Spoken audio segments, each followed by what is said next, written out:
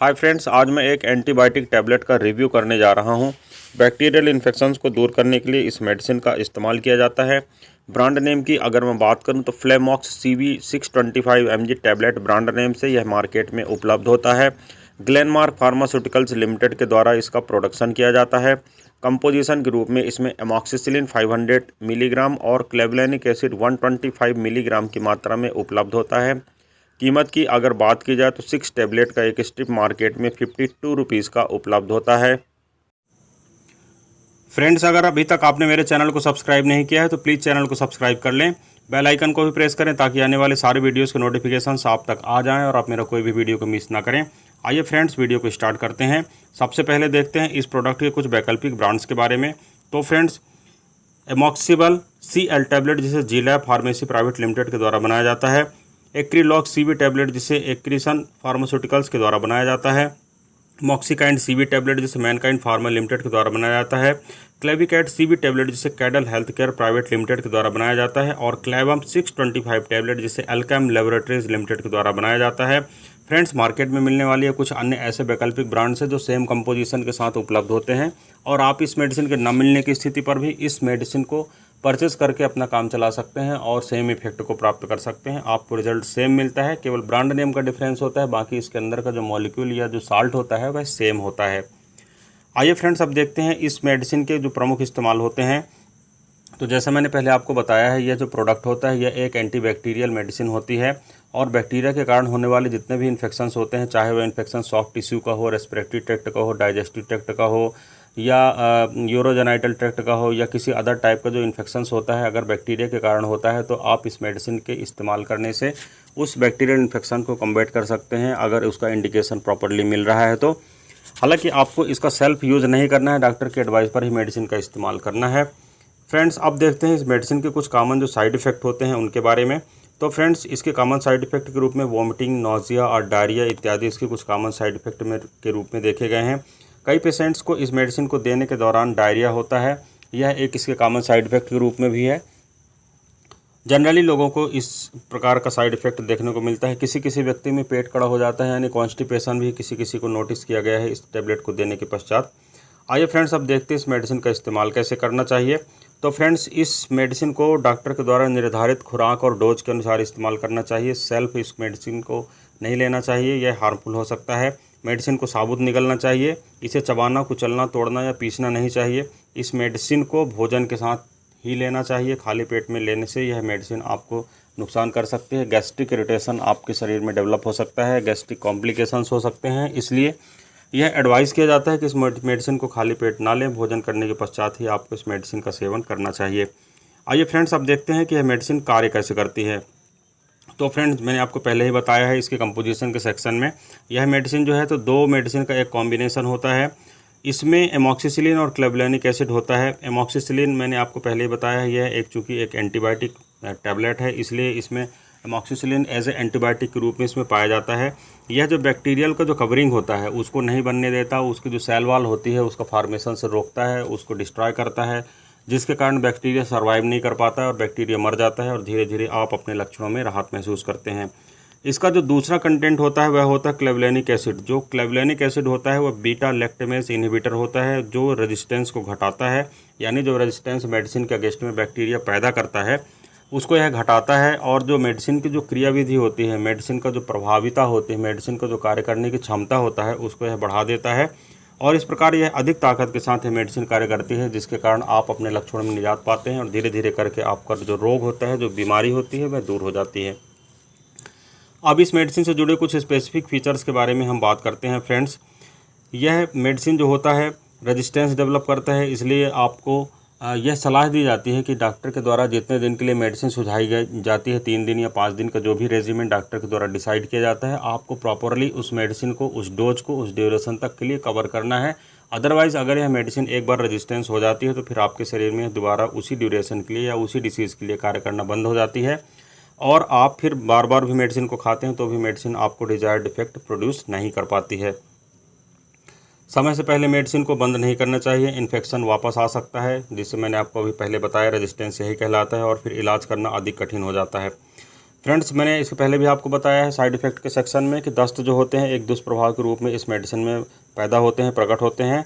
तो अगर इस मेडिसिन को आप लेते हैं और अगर दस्त होना चालू हो जाता है तो एक ये कॉमन साइड इफ़ेक्ट के रूप में आपको इसको देखना चाहिए। और 2-3 दिन मेडिसिन अगर आप लेते हैं, सामान्य स्थिति रहती है या कुछ कम मात्रा में दस्त लगते हैं तो ठीक है। यह मेडिसिन के बंद करने के पश्चात स्वतः ही बंद हो जाएंगे दस्त जो भी होते हैं। परंतु अगर दस्त बंद नहीं हो रहे हैं, कंटिन्यू दस्त लग रहे हैं, पानी के जैसे पतले दस्त जा रहे हैं, तो आपको अपने डॉक्टर से उचित परामर्श तुरंत करना चाहिए, लेट नहीं करना चाहिए।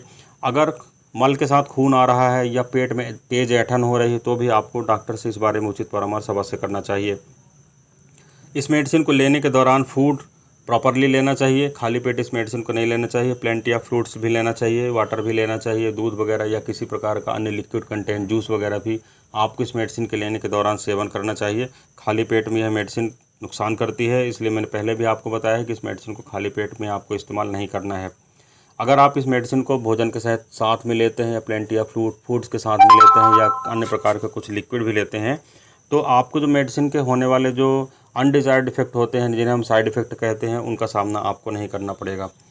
इस मेडिसिन के अगर कुछ अन्य प्रकार के साइड इफ़ेक्ट हो रहे हैं जिसे गंभीर साइड इफ़ेक्ट कहते हैं, जैसे आपके शरीर में खुजली हो रही है या चकत्ते पड़ रहे हैं या चेहरे में सूजन आ रही है, गले में सूजन आ रही है, जीभ में सूजन आ रही है, फेस पे सूजन आ रही है, और अगर आपको सांस लेने में परेशानी हो रही है तो यह मेडिसिन का एक एनाफाइलेक्टिक रिएक्शन कहलाता है और ये गंभीर कॉम्प्लिकेशन डेवलप कर सकता है।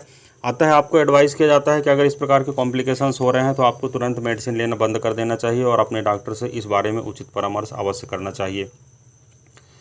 इस मेडिसिन को लेने के बाद किसी प्रकार का इन्फेक्शन जो होता है वह कवर होता है, परंतु किसी अन्य प्रकार का इन्फेक्शन है उसके लिए अन्य प्रकार की मेडिसिन आपको देनी पड़ सकती है। इसलिए अगर 2 प्रकार के कॉम्प्लिकेशंस है, अलग अलग प्रकार की डिसीज़ है, उसके लिए आपको अपने डॉक्टर से परामर्श करना चाहिए और डॉक्टर की एडवाइस के बाद ही मेडिसिन का या इस एंटीबायोटिक का सेवन करना चाहिए।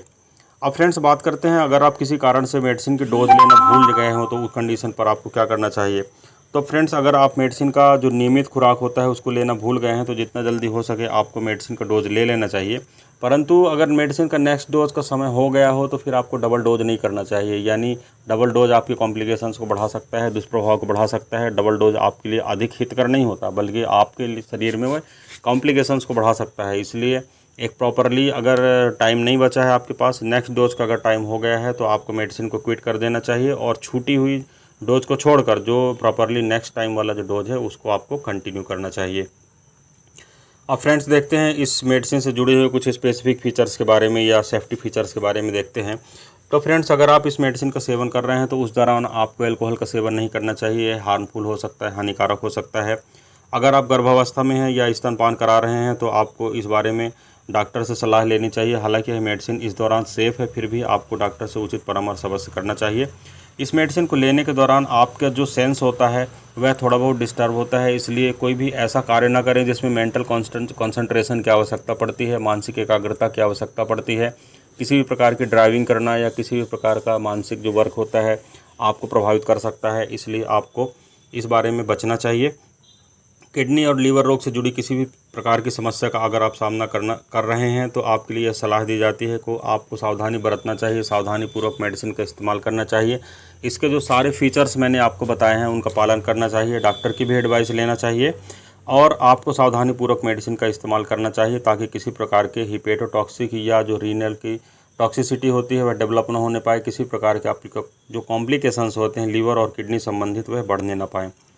फ्रेंड्स, अब देखते हैं कि इस मेडिसिन से जुड़े कुछ प्रश्न होते हैं जो लोगों के द्वारा पूछे जाते हैं कि इस मेडिसिन को किस किस मामलों में इस्तेमाल किया जाता है। तो हालांकि मैंने पहले आपको बता दिया है कि जिस जिस सिस्टम पर इस मेडिसिन का इस्तेमाल जनरली होता है, फिर भी आप इस मेडिसिन को टॉन्सिलाइटिस के केस में ले सकते हैं, साइनोसाइटिस के केस में ले सकते हैं, ओटाइटिस मीडिया जो कान का इन्फेक्शन होता है उसके लिए ले सकते हैं, श्वसन तंत्र के इन्फेक्शन के लिए ले सकते हैं, मूत्रपथ का जो इन्फेक्शन होता है, पेशाब नली में होने वाला, जनन सिस्टम का होने वाला किसी प्रकार का कॉम्प्लिकेशन होता है तो आप इस मेडिसिन को ले सकते हैं। फोड़े फुंसी अगर आपके शरीर में हो रहे हैं उस कंडीशन पर भी आप इस मेडिसिन को ले सकते हैं। सेलुलाइटिस अगर आपको है तो आप उस कंडीशन पर ले सकते हैं। घाव का संक्रमण हो रहा है, सेप्सिस की कंडीशन डेवलप हो रही है तो भी ले सकते हैं। हड्डी का संक्रमण हो रहा है, मुंह के अंदर होने वाला किसी प्रकार का इन्फेक्शन है, उस कंडीशन पर भी आप इस मेडिसिन को ले सकते हैं। साथ ही साथ अगर दवा को जो संक्रमण होता है जो जीवाणु के द्वारा पैदा किया जाने वाला जो संक्रमण होता है उसे नष्ट करके यह आपको रिलीफ पहुंचाती हैं। अब इसके कॉमन जो साइड इफ़ेक्ट होते हैं वह मैंने, हालांकि आप कॉमन साइड इफ़ेक्ट के सेक्शन में मैंने आपको बताया है, फिर भी आपको यह दस्त पैदा कर सकता है, मितली आ सकती है, जी मिचलाना हो सकता है, उल्टी हो सकता है, त्वचा पर दाने हो सकते हैं, एलर्जिक रिएक्शंस हो सकते हैं। कुछ दुर्लभ प्रकार के जो साइड इफ़ेक्ट होते हैं जो मैंने बीच में आपको शेयर किए हैं कि चेहरे पर सूजन आ जाना, सांस लेने में परेशानी होना, बहुत ज़्यादा घबराहट होना, ये लक्षण भी हो सकते हैं। अगर ये हो रहा है तो जल्दी से जल्दी आपको अपने चिकित्सक को सूचित करना चाहिए एवं उचित परामर्श करना चाहिए। फ्रेंड्स, अब एक बात मैं आपको और बता देना चाहता हूं कि अगर एमॉक्सिसिलिन या क्लेवलेनिक एसिड आपकी कोई ऐसी पुरानी हिस्ट्री है जिसमें आपको खुद पता है कि इस मेडिसिन को लेने से आपको कभी रिएक्शन हुआ था, तो आपको इस बारे में डॉक्टर को बताना चाहिए। और अगर किसी प्रकार का कोई कॉम्प्लिकेशन होता है तो आपको इस मेडिसिन का सेवन नहीं करना चाहिए। फ्रेंड्स, इस मेडिसिन को यूज़ करने से पहले आपको इसका एक्सपायरी डेट चेक कर लेना चाहिए। मेडिसिन का डायरेक्शन फॉर जो यूज का एक सेफ्टी पैम्पलेट होता है, उसे रीड करना चाहिए। एक्सपायरी डेट को तो आप ख़ास तौर से चेक करें। जिस पैक में मेडिसिन आई है उसी पैक में आपको सुरक्षित रखना चाहिए। सूर्य के प्रकाश के नज़दीक नहीं रखना चाहिए, बच्चों की पहुंच से दूर रखना चाहिए। पैक या लेबल पर जो उल्लेखित निर्देश है उनका पालन करना चाहिए। अगर मेडिसिन एक्सपायर हो चुकी है, आपके घर में रखे तो उस मेडिसिन का इस्तेमाल नहीं करना चाहिए। अप्रयुक्त दवा का निपटान करना चाहिए प्रॉपरली, जिस तरीके से गाइडलाइन होती है। और आपको सुनिश्चित करना चाहिए कि पालतू जानवरों, बच्चों या अन्य लोगों के द्वारा इस मेडिसिन का सेवन नहीं किया गया है। तो फ्रेंड्स, ये जो सारी जानकारी है, सारा जो विवरण मेरे द्वारा बताया गया है, ये केवल आपकी जानकारी के लिए है। किसी भी स्थिति में वीडियो के आधार पर सिर्फ मेडिसिन का सेवन ना करें, यह हानिकारक हो सकता है। अगर आपको मेरे द्वारा जो अभी मैंने वीडियो में बताया है, कुछ अगर प्रॉब्लम्स हो रही है, परेशानी हो रही है, तो भी आपको डॉक्टर से परामर्श करना है। उसके पश्चात ही मेडिसिन का सेवन करना है। सिर्फ मेरे वीडियो के आधार पर सेवन करना मेडिसिन का घातक हो सकता है, आपके लिए हानिकारक हो सकता है। किसी भी प्रकार के साइड इफ़ेक्ट का सामना आपको करना पड़ सकता है। अतः यह डिज़ायर्ड है कि आप अपने डॉक्टर से उचित परामर्श करें, इसके पश्चात ही मेडिसिन का सेवन करें।